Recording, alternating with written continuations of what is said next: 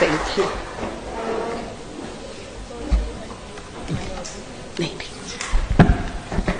नमस्कार। मैं हमेशा मेरा पूरा नाम लेती हूँ, श्वेता संजीव भट्ट, और बड़े गर्व से लेती हूँ।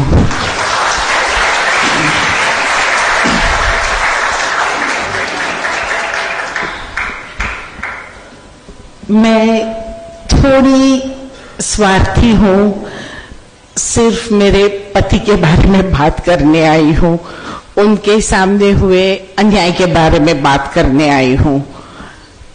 मैं एक पत्नी की हैसियत से, एक औरत की हैसियत से, एक माँ, एक बेटी की हैसियत से आई हूँ। मैं यहाँ संजीव भट्ट की आवाज बन के आई हूँ।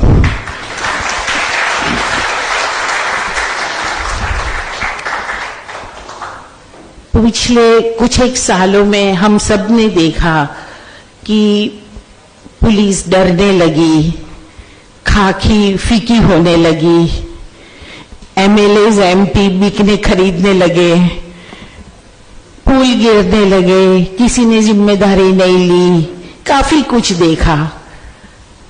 मगर ये सब माहौल में भी दो टाइप के लोग हो गए।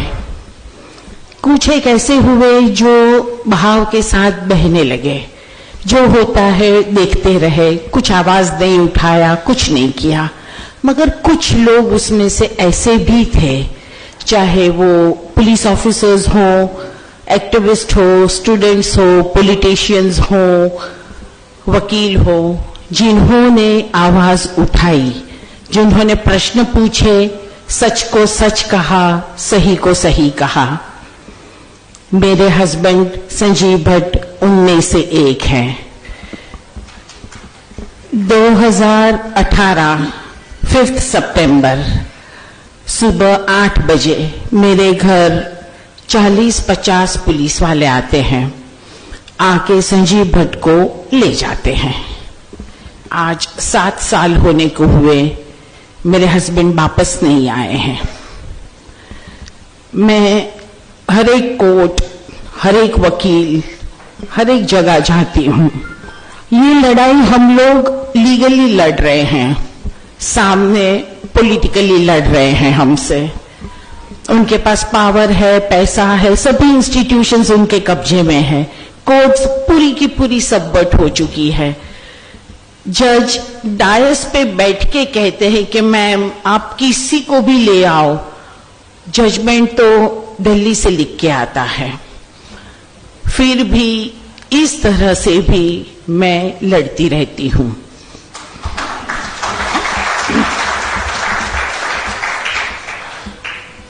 रोज मायूस होती हूं, रोज हिम्मत इकट्ठा करती हूं, और रोज फिर उसी जोश से आगे क्या करना है, कैसे करना है, सोच के निकल पड़ती हूं। अगस्त में 2018 में पहली बार इन लोगों ने मेरा आधा घर तोड़ दिया। ये हमारे पुरखों का घर था जिसमें हम लोग रह रहे थे। कंप्लेन का बेस ये बनाया कि पीछे जो रह रहा था, जो हमसे 100 मीटर के ऊपर दूर रह रहे थे बंगले में, उनको हवा नहीं आ रही। ये बेस पे मेरा घर बुलडोज कर दिया उन लोगों ने। मगर वो शायद पहला केस था बुलडोजिंग का। हम सब चुप रहे उस वक्त। शायद हम सब ने मिलकर आवाज उठाई होती तो बाकी की कितनों के घर बच गए होंगे, मगर हमने वो नहीं किया। फिर 2018 सितंबर संजीव भट्ट को अरेस्ट करके ले जाते हैं।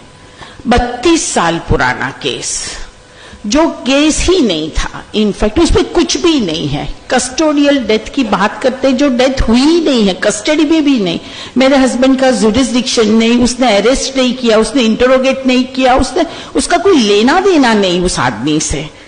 मगर फिर भी वो केस में एक फर्जी केस खड़ा करके उसको फंसाया गया।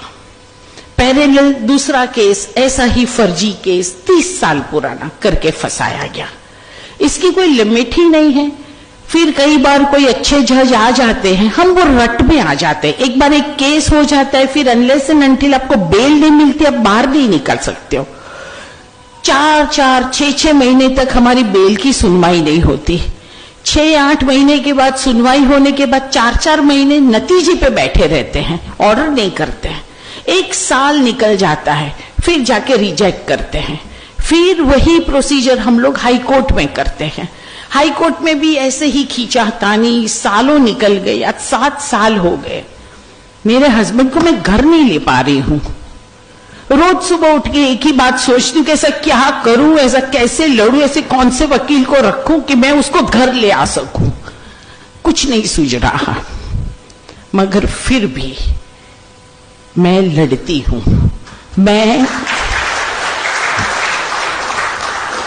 मैं कोई मायूसी की बात करने नहीं आई हूं, ना ही मुझे आप में से किसी की सिंपैथी चाहिए।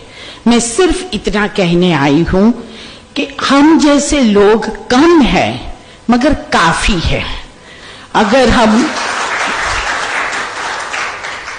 हम सब इकट्ठा हो जाए और एक आवाज में एकजुट हो के हम लोग लड़े, सच्चाई के साथ लड़े, सभी जो सच है वो करे, सही है वो करे। जो लड़ाई मेरे हस्बैंड ने शुरू की थी, आज मैं उसको चालू रख रही हूं। 2002 में राइट्स हुए थे। उस वक्त मेरे हस्बैंड इंटेलिजेंस डिपार्टमेंट के चीफ थे। उस वक्त उन्होंने सभी रिपोर्ट्स एसआईटी को दी थी, सुप्रीम कोर्ट ने जो एक कमेटी नमी थी उसको। उसमें उन्हें पूरा कहा है कि कौन किस तरीके से, कौन अधिकारी, कौन ऑफिसर, क्यों, कैसे जवाबदार था। उसमें नरेंद्र मोदी का भी नाम आता है क्योंकि वो उस वक्त सीएम थे, आज वो पीएम हैं। बस रिपोर्ट्स बदल दो, एफिडेविट्स वापस कर दो। संजीव भट्ट ने तब भी कहा था और आज भी वही कहते हैं कि मैं सरेंडर नहीं करूंगा, compromise is out of question. 7 साल के बाद भी वो अभी आज भी कॉम्प्रोमाइज के लिए तैयार नहीं है, और शायद इसीलिए मैं उनका नाम गर्व से लेती हूं हर बार। बस ये छोटी सी बात है मेरी। मैं चाहूंगी कि आप में से जितने लोग हमारे साथ जुड़ सके जुड़े, हमें मदद करें। कोई सुझाव हो तो सुझाव दे, आई एम ऑलवेज ओपन। हम सब साथ होंगे तो मजबूत होंगे, ये बात मैं मानती हूं बहुत दिल से। आप में से किसी को कोई प्रश्न हो, कुछ पूछना हो, कुछ जानना हो, तो आप प्लीज मुझे पूछ सकते हैं। Thank you.